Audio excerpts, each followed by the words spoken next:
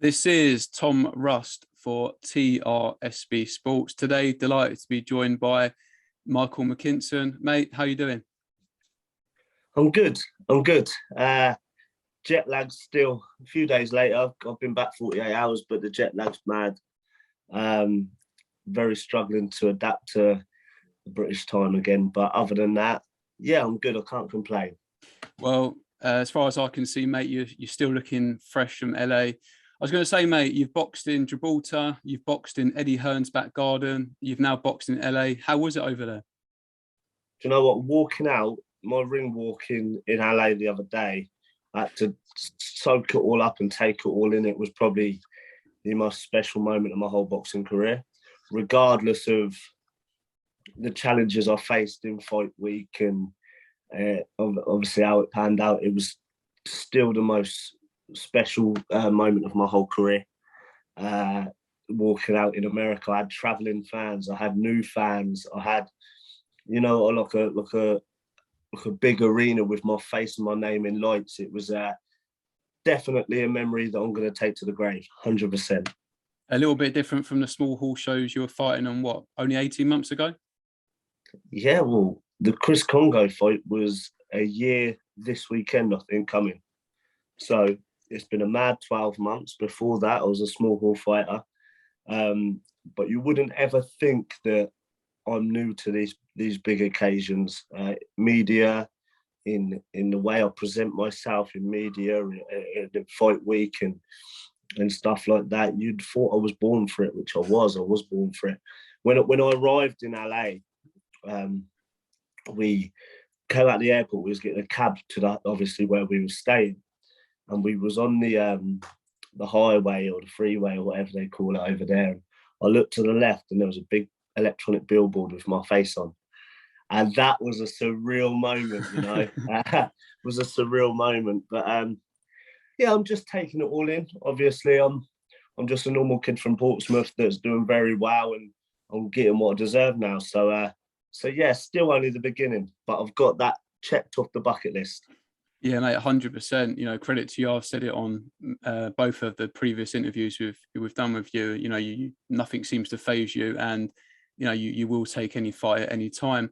What about the time difference? I know that you've been to Gibraltar, but as far as I know, that's about an hour difference. So probably you don't even really notice that. But going the other side of the world, how was that? Yeah, so originally they wanted to fly us over 5 days before, and we was like, nope, definitely not. So my sponsor paid for us to stay in go early, paid for us to stay in an apartment to adapt to the time difference. It took a few days. I was waking up at like 3 a.m. It was crazy, but it was worse coming back. Like the last couple of days, all I've wanted to do is sleep. All I wanted to sleep. But yeah, we went over, I think, 10 days before the fight, just to adapt to the time and like adjust to the the different climate and stuff like that. So yeah, I felt like I was there ages, to be fair, mate. It did feel like I was there ages, nice and settled in. And then obviously all my team joined me on fight week, and yeah, it was a great experience. Obviously, I don't know what you guys see and heard back home. It wasn't all great experiences over there. But in a whole, Golden Boy treated me very well. My team worked very, very hard, and I'm very grateful to everyone involved keeping me on the show. And there were bad experiences, there was good experiences, but I soaked every experience up, and now I have it going forward. So I'm very grateful. But not many people can experience what I've just experienced. So I'm very thankful that I have experienced it, and I've got my US debut, and I've come back a winner. I remember watching you do live videos back in November before we got you on the channel to announce this, the fight last Saturday. Originally meant to be fighting Virgil Ortiz. I think you found out the Tuesday before the Saturday. When you've had that focus on one individual for so long, how tough was that to find out, firstly, that you wasn't going to be fighting him, and secondly, you might not even be fighting? Yeah, so how I found out is I had to do the California State Medicals. So I just come out from my MRI, and Lee Eaton, who was out in Dubai, obviously, my manager was on the phone, and we was working through 3 different time zones. Bear in mind, Dubai, the UK, and Pacific time, like in America. And he was like, "We got some bad news." And Lee's a bit of a joker normally, so I didn't believe him at first. Then I could tell in his voice that he sounded like, do you know what I mean? Like somebody giving me some real bad news, and I was gutted. But at the time, he said, "Listen, Golden Boy still want you on the show. You've come over to fight their star boy main event. They still want you on the show." So I see the positive in it straight away. I feel like if I was a pessimist about it and I started thinking negative, then maybe I wouldn't have been able to get on the show. So I stayed optimistic. I knew they was working very hard behind closed doors. And between the Ortiz pullout and me jumping on the scales, I accepted 7 names. Right? I accepted 7 names. First of all, it was Juan Salgado. Yes, no problem. Former world champion, whatever. Then it was Ivan Panzic, who was a 6'4" welterweight. All different styles these guys was. I accepted Alexis Rocha at one point. I accepted him. His name got given to me. I accepted him, obviously a southpaw, strong southpaw. I accepted this Jesus Campos, who I thought that was definitely over the line. It was definite until the night before the weigh-in. I was in my room getting an early night, obviously near fight weight, and then I heard the news that he came in at 30 pounds overweight. Came from Mexico, 30 pounds overweight. Then they offered me a guy called George Rincon, an unbeaten guy, and also this Alex Martin, an awkward, slick southpaw, which I've been preparing to fight Ortiz for 4 months. Yeah. Come forward, aggressive, orthodox, and now I've got the complete opposite in Alex Martin. And I said yes to both of these guys, and the George Rincon didn't get back. And I by this point, I was just aggy.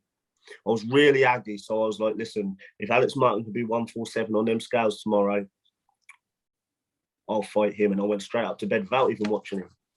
I knew he was a slick, awkward southpaw. But good fighters can get anything done no matter what the circumstances are. If you like, I was there to show I was world class, prepared to fight Ortiz.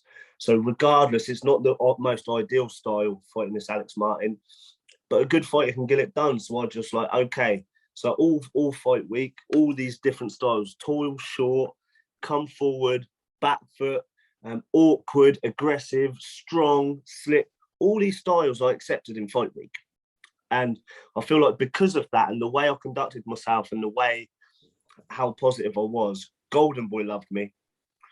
That's why they really wanted me on the show when they didn't need to.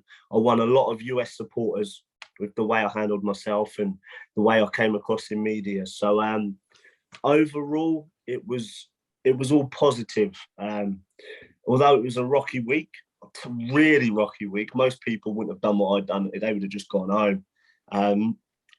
But I'm happy that I still managed to have my US debut. Like I said, walking out in the Galen Centre was a very, very special moment in my life, not just my boxing career, in my life. So very grateful I got it done.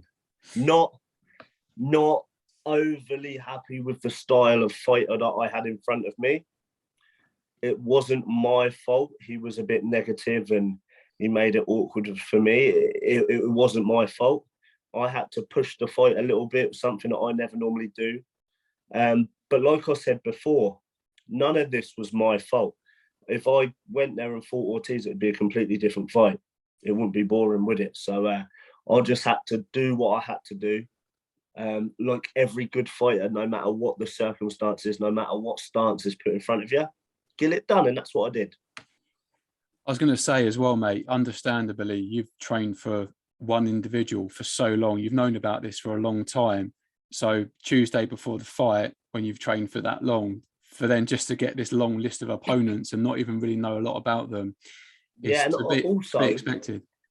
Also, I feel like Alex Martin knew he was fighting me before I knew I was fighting him, because he had already flown in from Chicago. Obviously, he's a Golden Boy fighter.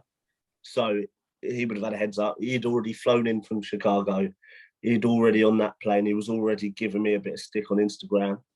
So I feel like he knew he was fighting me a few days before I knew. Like this Mexican, I feel like maybe they knew he was overweight and they was just buying time. Maybe not, but how it looks, it was.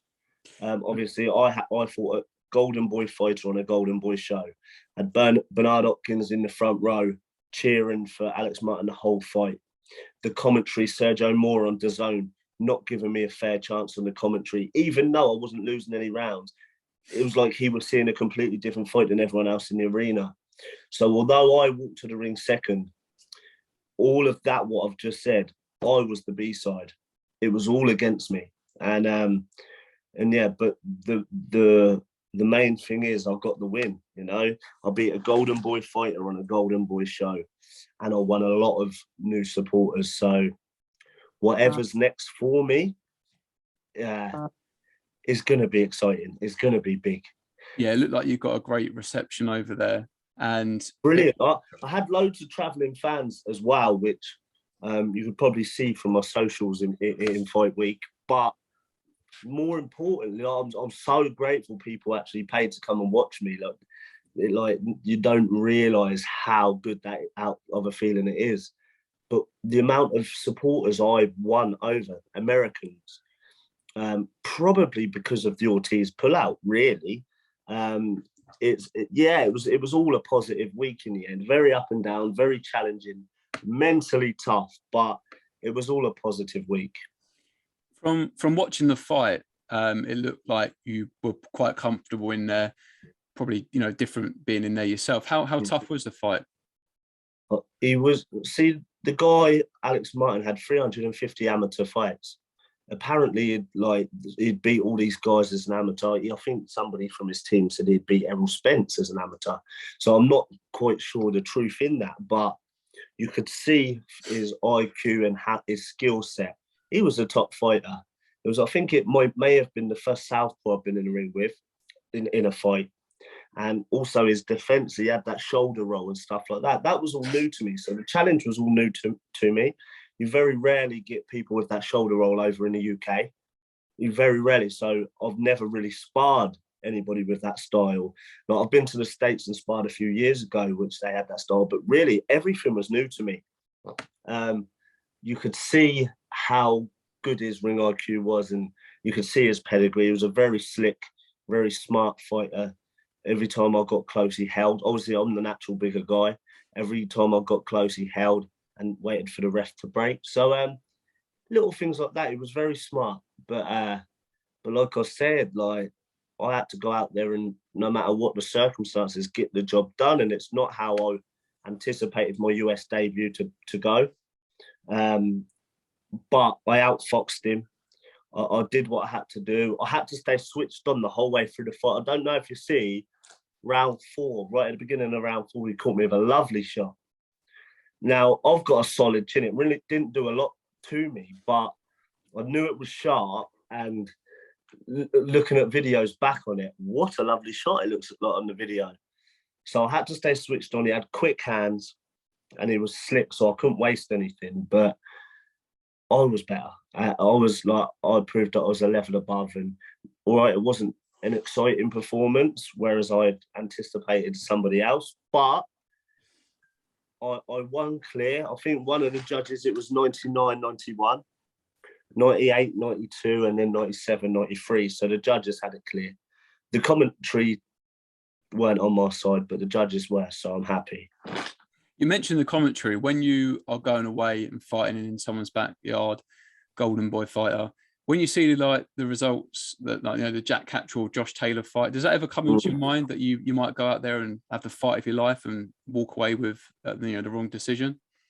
I've been the B-side plenty of times now. Like I have, although I walked to the ring second on the weekend, I was the B-side. I fought a Golden Boy fight on a Golden Boy show. Bernard Hopkins was shouting for him the whole way through the fight. Sergio Mora was on his side the whole way through the fight. So I was the B-side. And like I've got experience in being the B-side. Chris Congo, Sam McNess, Ryan Martin on small shows. I've been the B-side a few times. So I've got them experiences to don't worry about anything else. Just get my job done. Get my job done. Like after the fight, I was on camera with Sergio Moore on one of their like after show pieces, and I spoke the truth to him. Sergio Moore, a former world champion, winner contender, like the voice of dazn over there or whatever. I said to him, "You're the only person in this room that thought Alex Martin won. Not even they thought they won." So like, I speak the truth. I speak how I feel, and I knew going to America and fighting in America, they're not going to be on my side. I knew that before. As long as the judges were on my side, that's the only thing that actually mattered, and they were. Mate, you are known for someone that will fight anyone at any time. Like you've just said, you was given 7, 8 options, and you were willing to fight anyone. How grateful are you that you are like that? Because again, you've taken your opportunities, and look where you are now. I think you look at all the other British guys. I don't think anyone would have accepted a fight with Virgil Ortiz at the beginning.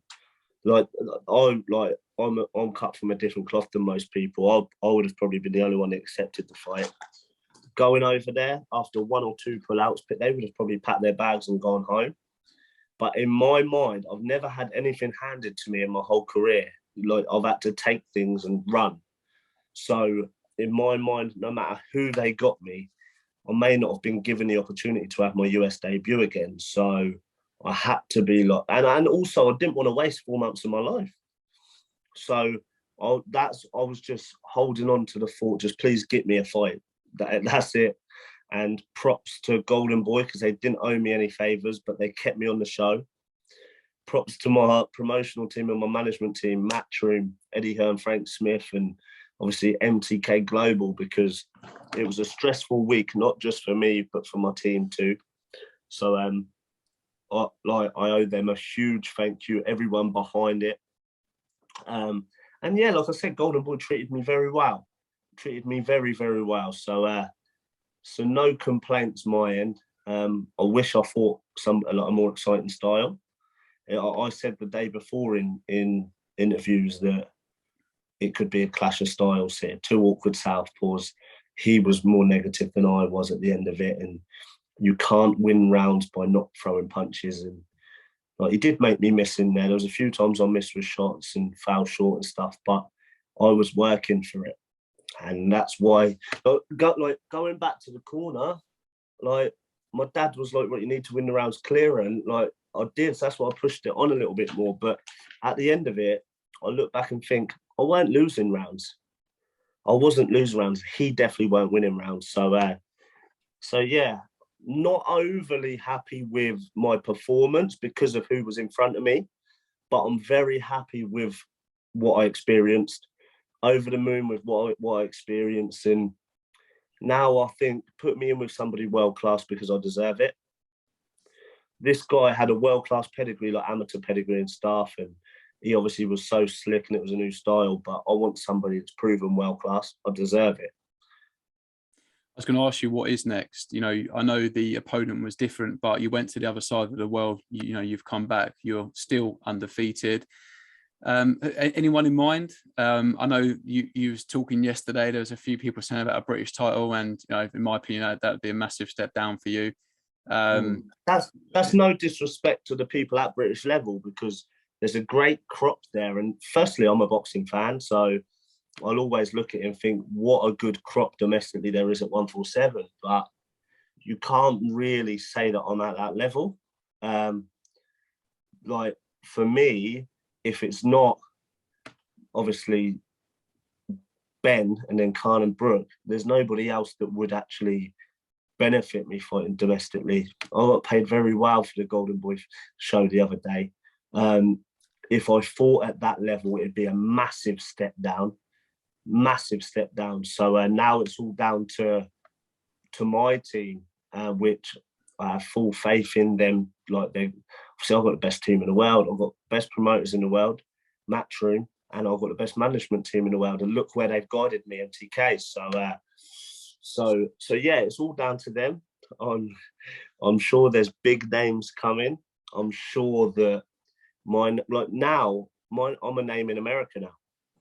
So not only have I broke through on the UK scene in the last 12 months, I've now over the last 2 weeks, I've broke onto the American scene. They was all calling me out fight week, so I'm a bit of a draw over there. So the opportunities are endless. Obviously, the Virgil Ortiz thing, I can't dwell on that, and I can't hope for it getting it rescheduled, because if it is true that he was big in the way, why would he carry on at 147? So yeah, I've just got to, like, I've already been on the case. I've already messaged Lee Eaton already.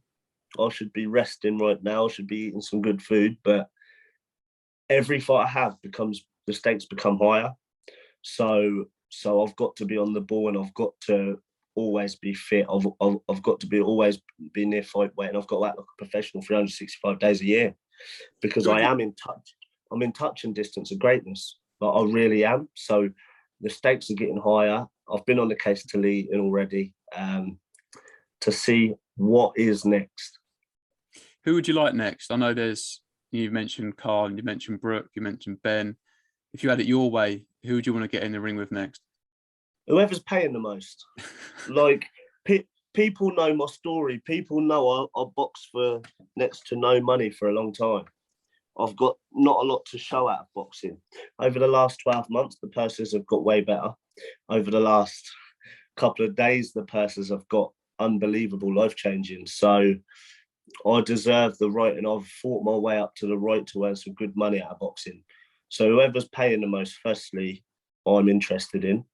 My stocks have just risen, like, from the American trip. So I've got to think more of a business. My team's got to think more of a business nowadays, which there's been a lot of times I've accepted fights without even knowing about the money, without caring about the money. But now I'm 28 in a few weeks' time. I haven't bought an house yet. Do you know what I mean? Like, I want to start doing stuff with my money, earning good money, and start doing stuff with money. I've earned it. Obviously, I'm a bit of a draw in the States, and the top of the bill was that Alexis Roger. He actually would like to come to England, but I would love to go Vegas next. Like, there's guys over in America. Like, I'm known in America now. In the UK, I'm a draw anyway, but there's not really a lot of names that would benefit me, and there's not a lot of names which I think, oh, I could get that. Do you know what I mean? So it's one of them. Do you feel like Matchroom would avoid you fighting Conor Benn? You know, you're both undefeated. In a way, I suppose it'd be easy to make because you're both under the same promotional company, but do you feel like they would avoid that fight? It should be easy to make, shouldn't it? It should be. What do you think? Mate, I'd love to see you fight Conor Benn. I think that would be an absolute war. He's a come forward fighter.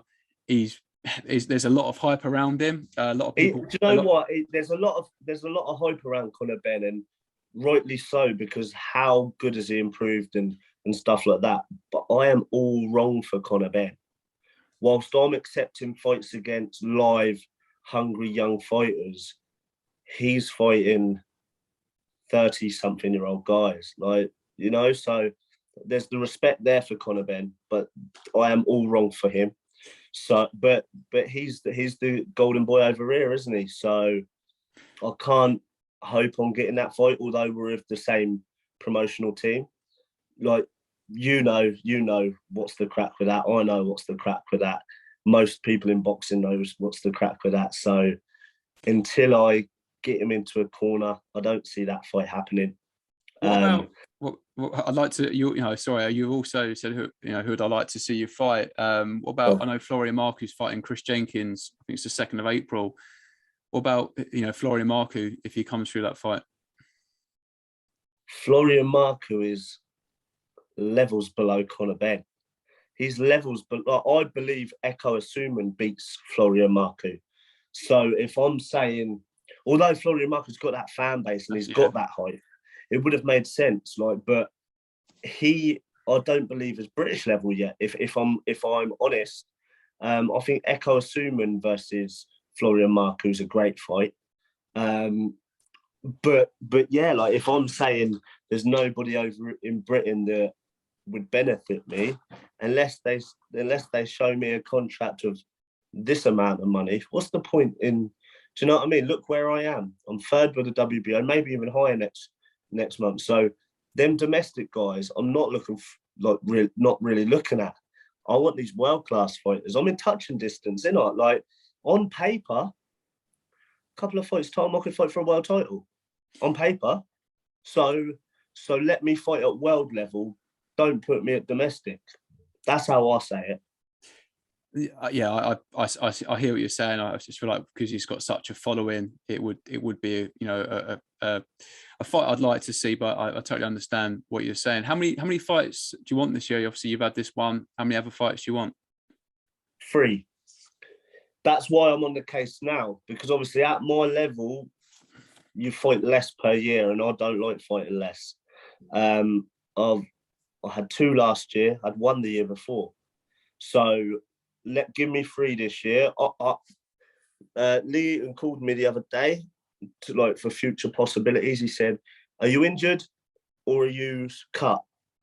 Doesn't look like I've been in the ring for 10 rounds. I'm fresh. Fresh so from LA.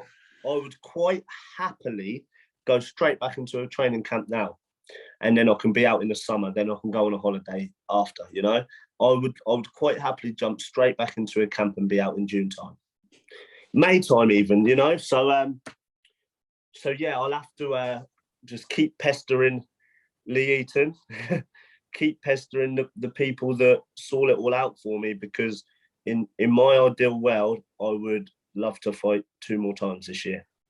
Is it almost just the case that, you know, you've been training for so long, you've had this one fight, massive result, you just want to keep on building that momentum? Yeah, building the momentum, and like I train so hard. I'm not naturally a fit guy. Like I'm not naturally all this. I have to be working. Like that's why you've seen over the last couple of years, my success has come from not being at the gym. Being, like my dad says, there's no such thing as training camps. Being camp 365 days a year and be like a professional all year round, and then obviously pick it up when you have dates. And that's how I've been the last couple of years and stuff like that. So I'm happiest when I'm in camp and I have a date and I'm always improving. I've got a great performance team around me, great nutritionist, and a great physio that I brought out to Los Angeles with me. I've never had the luxuries of stuff like that. Obviously, my S&C coach is a great coach. And then my dad and Miles. I've got a great team around me, so we always want to be working. We always want to have dates, and that's when we're happiest. Did you manage to enjoy much of LA after the fight? I saw you tucking into some good food, and I saw your dad on a video looking for a burger shop. That was quite entertaining. Yeah, so after the fight, I wanted to obviously see all my supporters, but there was lots of media obligations, crazy compared to over here. Like it's mad, but couldn't really see it. So I had a pizza and went back to the hotel and chilled out. And then the following day, went for some good food. When I say good food, I mean dirty food. And had a drink in LA. I'm not a drinker, and I just wanted to spend some time with the people that flew out to watch me. So we partied in Hollywood. I actually got a Hollywood tattoo on me here, with the lads on a drunken antics. But can we see that? You can't say that and not get it out.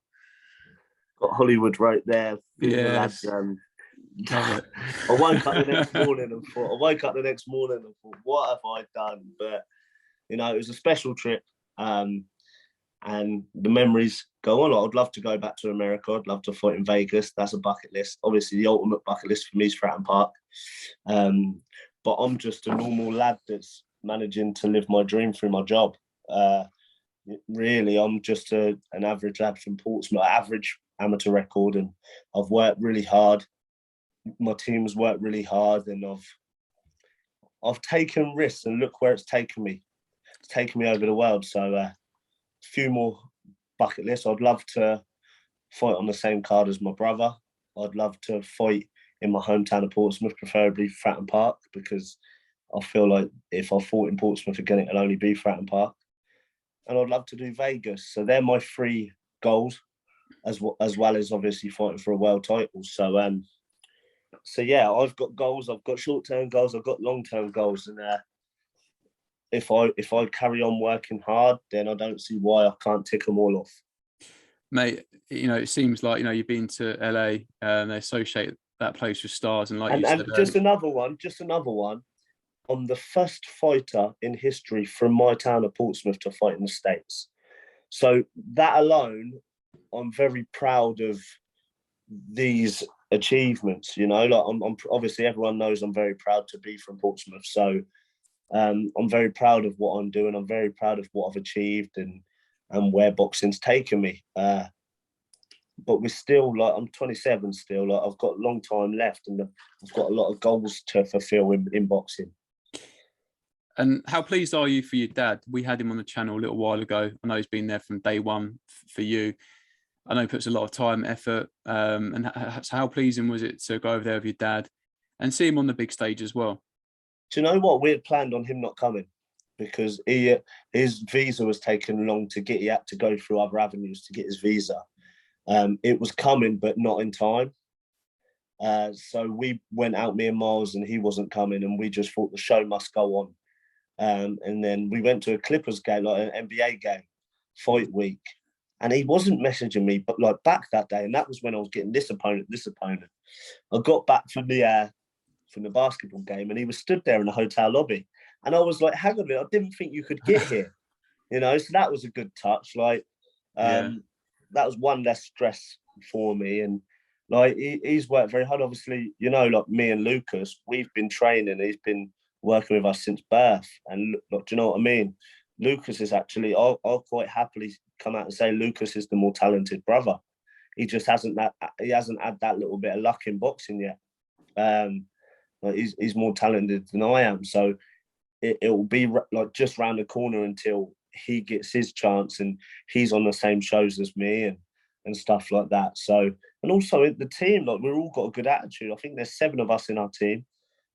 All different levels, all different stages of their career, but we've all got one thing in common, 2 things in common. We've all got the tattoo "Be Real" tattooed on us, and we've all got a good attitude. And obviously, my bit of success will only come down to the people around me, into my team and stuff like that.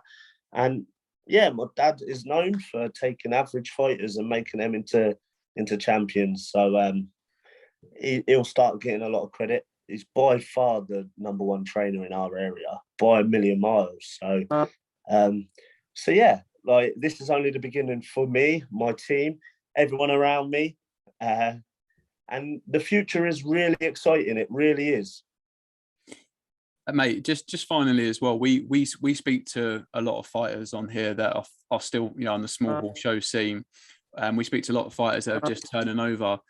You know, you've been in the game a long time. What advice would you give to fighters coming through? If you're on the small hall circuit, like I'm proof it can happen. I earned probably a combined title of £1,000 for my first 10 pro fights. I couldn't sell tickets on the small hall circuit. Like I had to have sponsors that cover the rest of my purse, and sometimes myself. And I remember one time I called up one of my sponsors the night before a fight, and he covered the rest of the purse for me. So that's how I got to 10-0. Didn't earn any money. How I got to the big stages, always being half fit, always ready to take any opportunity that comes your way, because it's such a competitive game. If you don't take an opportunity, somebody else will. So you've always got to be ready to take it. And that's why I did. I took the Congo fight on 6 weeks' notice.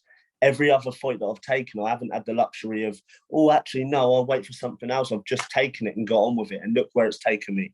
So that's one bit of advice I give to everybody. Make sure you take every opportunity, especially if on the small hall stage, because I've gone from the bottom of small hall fighting to fighting on a Golden Boy show in America, being signed by Matchroom, and like becoming something in America and the UK now. So yeah, I'm proof that it can happen. Just stick with it.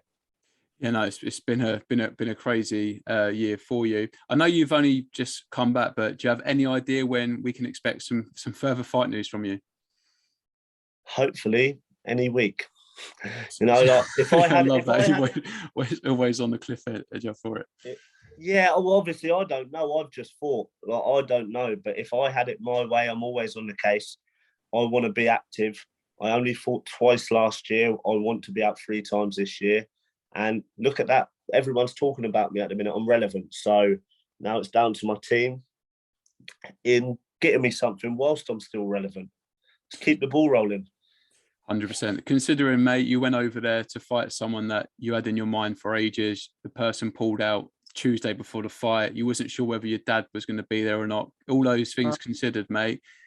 Top man, you went over there and you've done a job and you're still undefeated. I can't wait to see who your next opponent will be. I'll keep an eye out on your social media, and as soon as you announce something, get you back on, mate. Brilliant, mate. Appreciate it. You're very welcome. Well, listen, mate. Thanks for jumping on. We, as always, we appreciate your time. Congratulations again, and look forward to catching up with you soon. Brilliant, mate. Nice one. Top man.